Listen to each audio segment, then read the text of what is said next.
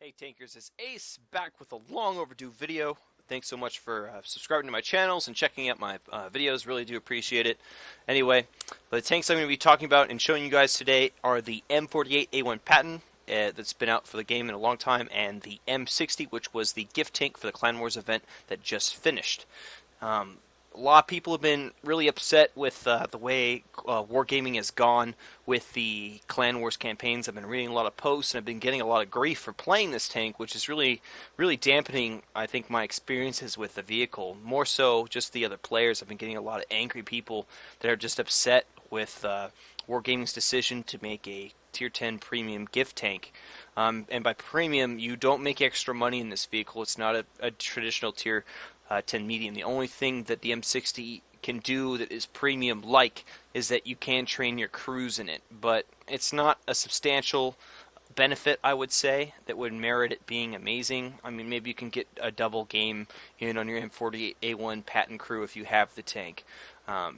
But if you missed out on the M60, and if you're disappointed you didn't obtain it, let me reassure you, the M48A1 Patton is still, in my senses, just as good as the M60, and in some senses better, and vice versa. So I'm just going to go over the tank if you haven't really checked it out and really figured out what the tank's about, and just kind of show you guys a little comparison of the two vehicles and just take a look at the raw stats and then kind of go into a little bit of detail on the differences. I'm not going to be actually doing any gameplay in this video today. It's just more about kind of my personal opinion on the vehicle and the things that have been going on with wargaming, and just kind of showing the tank for anybody who hasn't actually seen it. So enough about my bantering, let me just dive into it.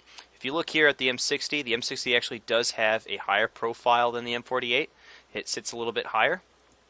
The other thing that's really noticeable about the tank is that the M60 has this fancy futuristic IR sight. It's a good way to identify the vehicle, as well as it has a much larger commander cupola. And from the rear, the difference is that it looks like a much bigger rear end than the M48's does, which sits a lot lower. So the M60 in many senses is a much bigger target, and it's very, I would say, an easier target to hit.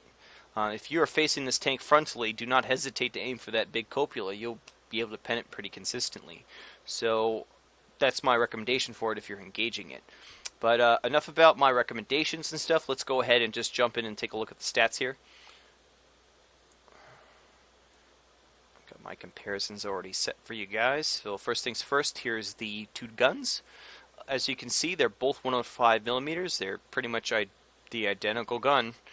If you look here on the characteristics of each of these guns, the caliber is the same, the rate of fire is the same, the penetration values for the APCR, or heat, I think it is, and the HE shell, all three across the board, all identical.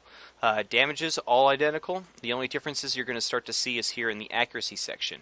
0.36 accuracy for the M48A1 Patton is excellent. That is the cutoff to make a very effective sniper tank, and if you haven't watched any of my other videos, I've mentioned it before, that is kind of this 0.36 is the minimum standard to actually use a tank, in my opinion, effectively as a sniper.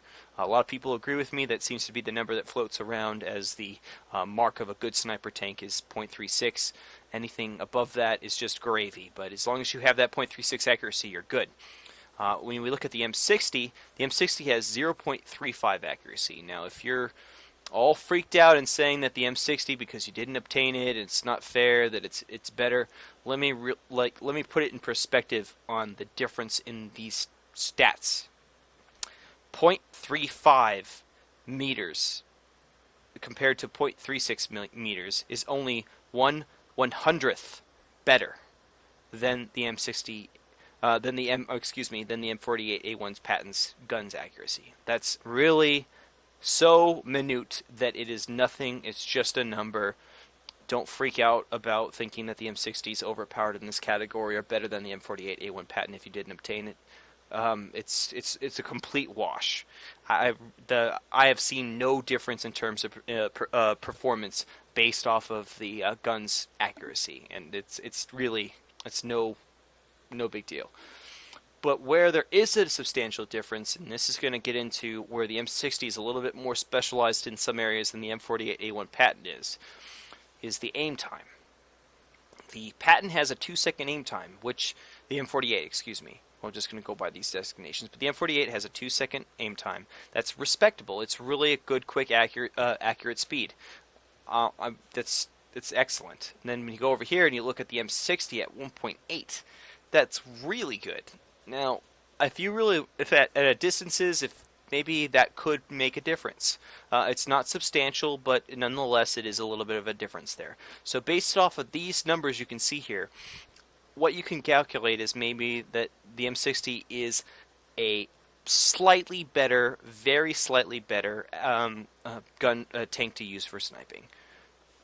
But really, the M48A1 patent can still do everything that the M60 can, so really a wash there. But let's go ahead here and look at the stats where there's a little bit more of a difference. Okay. If you look here, the first thing you'll notice in terms of the hit points are the same, but the weight load limit a little bit different. It's I would say about, it looks like the M60 is 1 ton lighter, but it only has a 750 horsepower engine compared to the 810 horsepower on the M48. The speed limit is a little bit better on the M60, but because if we're talking about horsepower per ton and all that kind of, stats going on there, if you were to put an M60 and M48A1 patent next to each other and just had them gun it at the exact same time, it would go very similarly to this, which is the M48 would probably initially get a little bit of a leeway on the M60, and then slowly the M60 would very slowly overtake the vehicle if you were doing it on level ground. But not really a big difference. I mean, if you really could argue that maybe downhill that the speed limit would make a bigger difference for the M60 tank, and I would say possibly. I mean, 45 kph is kind of slow for a medium, but it's nonetheless 45 speed limit is still respectably quick. And if we look here at the traverse rates, the M60 is a little bit slightly better, but the hull armor and the armor values on the M48 are much better. 110 frontal armor, 76 on the side, and 35 on the rear. When you have on the M60, 93 on the frontal, 73 on the sides, and 25 on the rear. So the hull armor on the M60 is just horrid. And the M48A1 patent's hull armor was not fantastic, but that's still, I mean, it's roughly an extra 20 extra points of frontal armor, and it doesn't matter, 35, 25, it's still a wash bad, and 73 and 76 wash, no big difference. But that could be the difference in terms of maybe that extra shot that the M48A1 patent may bounce that the M60 won't, and that's an important stat to look at. As for the turret armors, they're identical, but the turret, as I mentioned before, on the M60 is got a bigger weak point. Something that you might want to be mindful of when you're engaging it, or if you're playing it, vice versa, is that copula is very large on that M60, and the M48 it's small enough that you can, while you have to be careful and mindful of it, just like you have to be with any tank of your weak points, it's much easier for you to get into a position where you're not going to have to worry about that target getting pent. As for the rate of fire, identical. I mentioned that all its other stats, but the view range, signal range, all those other stats are the same. So it's not a much difference. I think it's just the traverse rates on the M60 are 2 points higher, and it has this 3 extra kph speed limit, but the weights are pretty much the same. It's got a lesser horsepower engine. So if you're looking at these two tanks and you're kind of bummed that you didn't get the M60, do not ever fear. If you really want a patent type tank, the M48A1 patent will do everything that you want for the M60. You could say with the better frontal hull armor on the M48 that the M48 could do better at mid ranges than the M60 can because of its decent armor, and at long ranges you could say that the M60 could do slightly better than the M48A1 patent because of its improved gun and aim time. But it's not substantial, and really the stats are so similar and the tanks are so similar in size and comparison that to really put one of the other on it was just really unfair. They're pretty much identical vehicles. The other topic I wanted to bring up is about the team killing I've been getting. And I've been playing this tank, and a lot of people are out there are really upset that Wargaming decided to have a tier 10 giveaway vehicle, supposed to making it available for everyone to obtain, or giving it a new tree, etc., etc.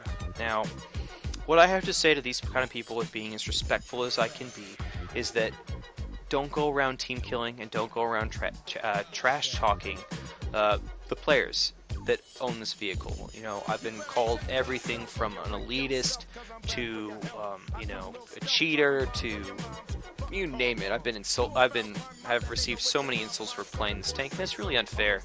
I mean, it's the point of the matter is, and I'm probably going to be defending a lot of high-end clan players here, and forgive me if I am, if you're one of those people that has a lower tier vehicle. I think it's nice and for everyone to know both sides, because I played on both sides of the coin. I was in low tier clans for a long time, but the M60 and the players that are in these high tier clans usually are and spend a ton of money to fund their premium accounts, fund the gold shells that they use, and buy the substantial amount of premium vehicles for all the lines they go down to train their crews, etc., etc. So there's a lot of money that goes into it.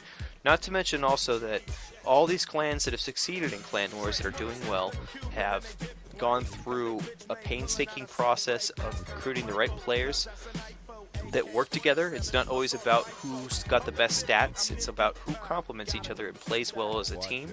It's about who shows up every day to train and practice to make sure that they do well.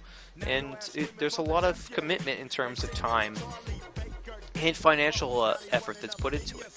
And you know, we do make excuse me, we do make some money here and there from, you know, clan wars and getting gold payouts that some of the high clans do, but it's not enough to pay for all the events and stuff. And the reason how come Wargaming has this pay-to-play model is so that you, the person that doesn't necessarily have that kind of money, that can afford to do those kind of things, can play the game for free. And to bash on somebody just because they're spending their hard-earned dollars the way they see fit isn't fair. I mean, the options are available for everyone to use. If you choose to use them, or you don't choose to use them, that is your choice. It is completely up to you.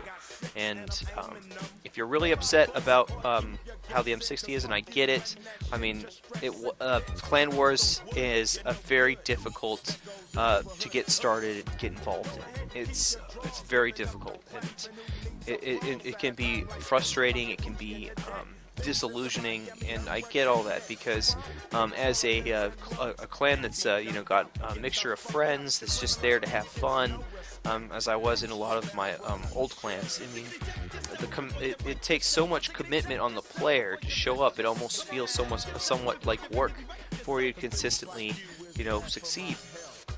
Or you need to have at least 100 people that are going to be able to consistently be online, maybe 3 or 4 times a week, which is what most clans do, so that way they can pick up the slack for the players that don't show up every single day.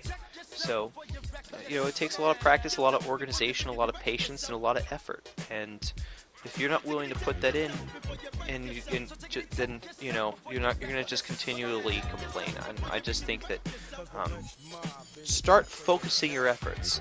Try your best to do what you can to succeed, and if you don't, then try again. You know, it's practice that makes perfect. I mean, all the clans in Clan Wars can be beaten. Nobody's invincible, and I think that our campaign, we had lots of close calls and a lot of teams that beat us, that we thought were going to be no big deals, that we were going to just steamroll over, and that just goes to show that anybody can be beat. And I just wish you the best, and to all those people that were hating on me and hating on the guys that got the M60, stop it. It's not fair. If you really want to be hating on the Clan Wars setup and how it's set up, and you know, fight for Wargaming to find a new way to incorporate a new like end game content that can immerse all players and provide individual awards based off of that. Anyway, thanks so much for listening. If you made it through that rant, that's kind of my opinion on the whole matter. And be sure to stay tuned for some of my future videos. And thanks again for watching. Take care.